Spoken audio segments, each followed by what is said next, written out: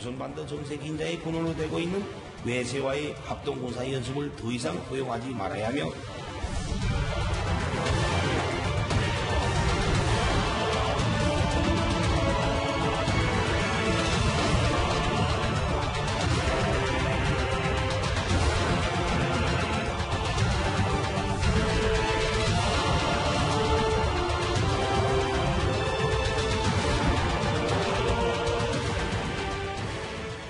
without doing a doggone thing except watch the United States change its negotiating position.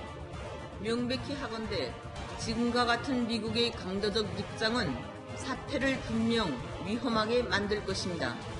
우리 최고 지도부가 곧 자기 결심을 명백히 할 것으로 보입니다.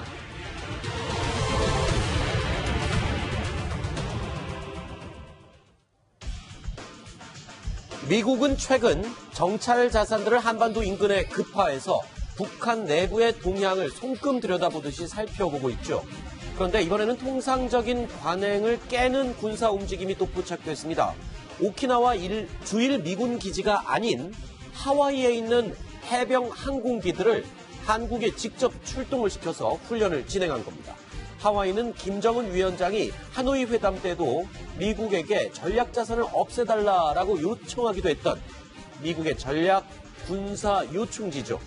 자, 뉴스톱10 첫 번째 소식, 하와이에서 한국으로 급파된 이 미국 해병대 이야기를 좀 짚어보겠습니다. 자, 이현종 의원님. 네.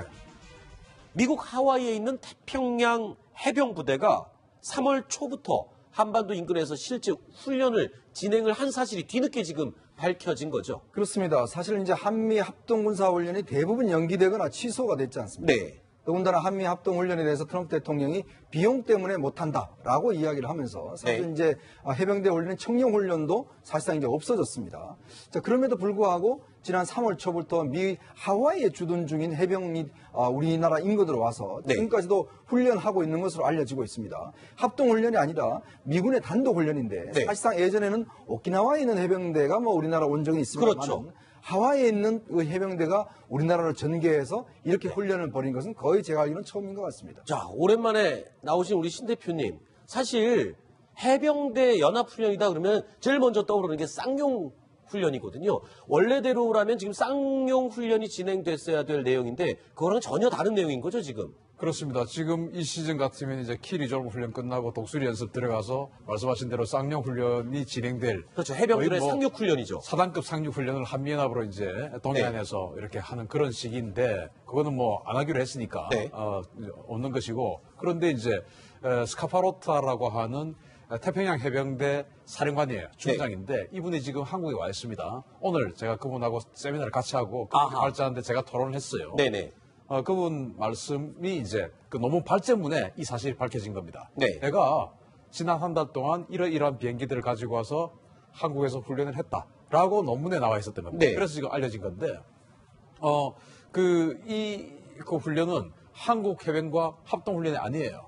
그럼 미군 혼자 한 거예요? 그런데 방금 이제 이현종 위원께서 미국 단독으로 훈련을 하셨다고 했는데 제가 오늘 새롭게 알게 된 내용은 한국군도 같이 있었답니다. 그런데 한국군이 있었는데 해병이 아니고 특수부대들하고 했답니다. 아하. 그러니까 결국 이 훈련은 특수한 임무를 하는 훈련이었다라는 아하. 것이 방증이 그대로 나오는 것이죠. 네. 자, 그런데 조금 전에 말씀하실 때 하와이에 있는 해병 항공기들을 가지고 와서 훈련을 했다 그랬는데 이 같이 온 항공기들의 면면을 보니까 또 신기한 것들이 많았습니다. 그러니까 눈에 띄는 항공기들이 있죠. 그러니까 한반도로 투입된 미 해병대의 항공기들. 그러니까 주목해 볼 만한 항공기가 오스프리 수직 이착륙기예요. 바로 이 화면이죠. 오스프리는 사실 해병대 하면 상징적으로 떠오르는 첫 번째 특징적인 항공기입니다. 그렇죠? 그렇습니다. 이 오스프리를 이제 미 공군도 운용하고 미 해병도 운용하는데 네. 공군이 운용하는 것은 이제 수송기로서 카고라는 그 카고의 뜻을 따서 이제 CV20이라고 부르고 해병대 이제 마린 해서 이제 MV라고 부르는데 네. 여기에 그 공군용과 다른 것은 방위훈 처리가 되어 있어요. 바다에서 작전하니까 염분에 부식되면 안 되지 않습니까? 그렇죠. 그 외에는 거의 똑같다고 보시면 되고. 근데 이게 수직이 착륙을 하니까 굉장히 기동적으로 좋은 것 같아요. 이제 이게 특수부대들을 침투시키고 데려오기 위해서 미국이 만든 겁니다. 예를 들어서 수송기에 C-130 수송기에 싣고 가서 이제 낙하산으로 특수부대원들이 충분히 적진에 침투할 수 있지 않습니까? 문제는 작업을 다 하고 돌아와야 되는데 돌아오려고 하면은 수송기들은 착륙을 공항 활주로에 착륙해야 되는데 할 수가 없잖아요. 네. 그러면 헬기들이 들어가야 되는데 헬기는 속도가 느립니다. 항속거리도 짧습니다. 네. 그러다 보니까 수송기들이 침투시킨 그 특수부대원들을 데리고 올 수 있는 수단이 없는 겁니다. 애매한 거죠. 그래서 미국이 수송기처럼 빠르고 헬기처럼 수직이 착륙 가능한 이 오스프리를 개발한 겁니다. 수송기와 헬기의 장점만 모두 모아서 만든 게 바로 이 미군 해병대가 쓰는 오스프리라는 수송기라고 보시면 됩니다. 자, 2개 중대 병력을 태우고 한국에 온 오스프리를 그냥 내버려 두질 않죠. 이를 엄호하기 위한 공격형 헬기가 항상 따라다닙니다. 저희 탑10에서도 소개해드린 적이 있는 바이퍼.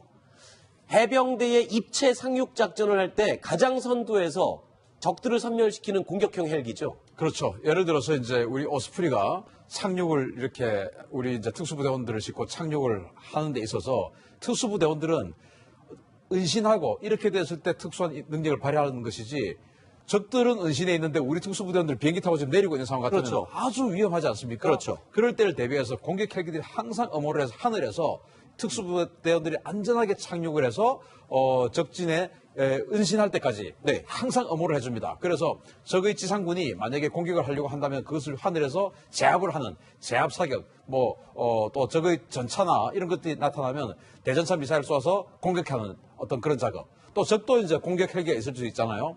여기를 또 대비해서 이 바이퍼 같은 경우는 공대공 미사일도 장착하고 있어요. 그래서 적의 헬기도 격추시켜버리는 그런 능력을 가지고 있으니까 수송 헬기들이 움직이는 데는 미군은 반드시 공격 헬기들이 따라다니면서 엄호를 합니다. 네.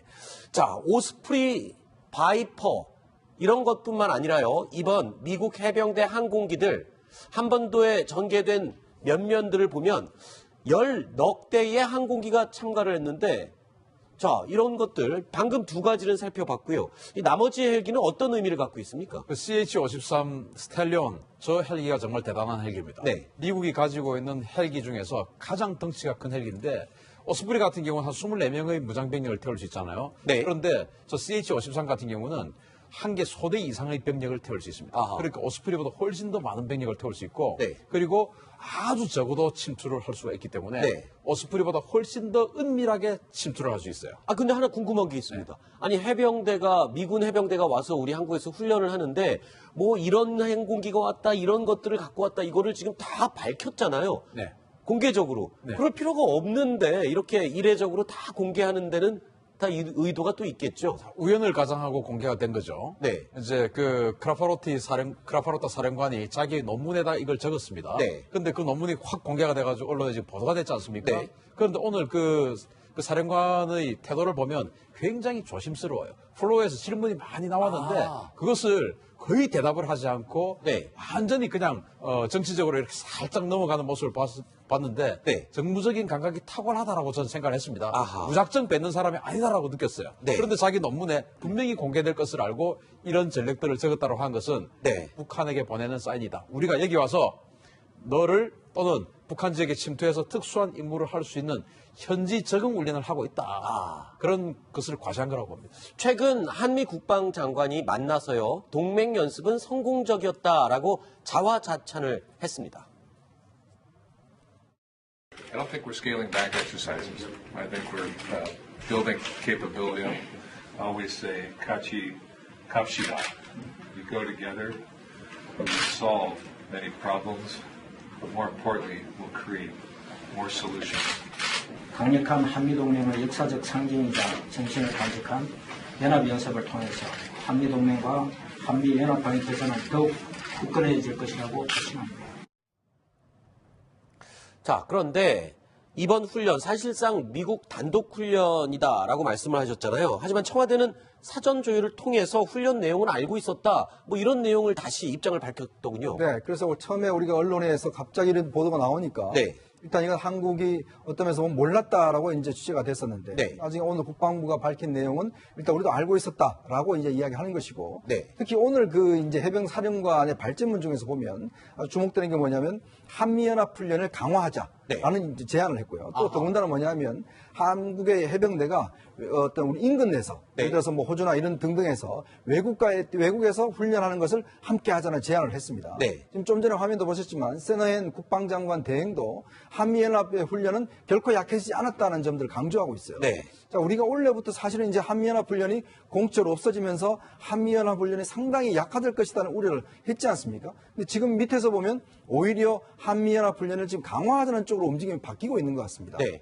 그런 내용을 보면 결국은 이 사인 자체가 결국 이제 북한에 대해서 보내는 사인이 아닌가. 근데 우리 정부 입장에서 보면 사실 굉장히 민감한 내용이거든요. 네. 그렇기 때문에 상당히 좀 애매한 입장을 취할 수밖에 없는 것 같습니다. 네. 제가 보니까 이 미국이 이렇게 상륙 훈련을 하면서 한국 정부에 대해서 그 작전 계획을 정확히 가르치지 않은 것은 최초가 아닌가 생각이 들어요. 이거는 한미 동맹에 좀 문제가 생겼다는 것을 우리가 이런 데서 알 수 있는 거고 네. 만약에 미국이 뭐 전면전 같은 큰 사건이 벌어지면 몰라도 네. 그게 아니고 북한에 대한 어떤 참수작전이나 이런 작전을 할 때 한국군에 통보를 하지 않고 작전을 가능성도 있다는 것이 이런 데서 드러나는 것입니다. 알겠습니다. 자, 첫 번째 이야기 살펴봤고요. 이제 두 번째 이야기 오늘 저희가 1위로 꼽은 소식이 준비되어 있습니다. 만나보시죠.